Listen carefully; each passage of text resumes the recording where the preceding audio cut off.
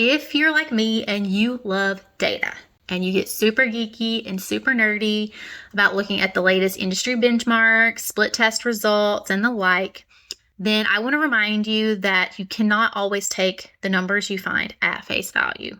It is important that you look at how those numbers were derived and what types of companies were used to get to those numbers, because you can't always translate a statistic from one industry to another, from one type of business to another, from one sales process to another, because they differ.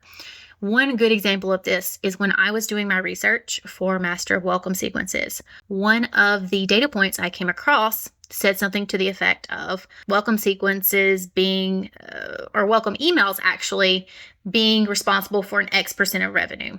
And that made my ears perk up, because that's not true for my clients, because a lot of the clients I work with sell high-end or high-ticket expertise products.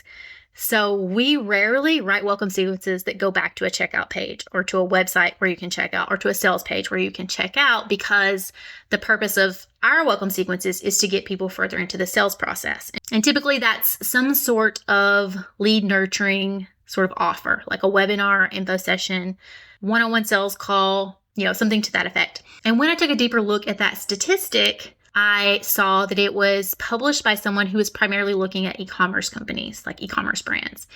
And so if you know that e-commerce brands use that discount code strategy, right, to build their list, and that's what triggers their welcome sequences, where you're on the website, they show you a pop-up, say, do you want this discount code? Hey, give us your email address. And then they give it to you and you go back and you check out. It makes sense that welcome emails would contribute to revenue, a certain percentage of revenue, directly, like in your welcome email. That's not true in the industries I work in typically, because that's not how the sales process works. And so that statistic doesn't translate from e-commerce to high ticket expertise products, because the sales process is different. Because when people join your list or first come into your world at the top of the funnel, typically they're not in product awareness like they are in the e-commerce scenario. And we have to do a lot more lead nurturing because we're selling a higher ticket product or service. So don't take numbers at face value. Make sure you understand the context, because you may derive different insights once you understand where that number comes from.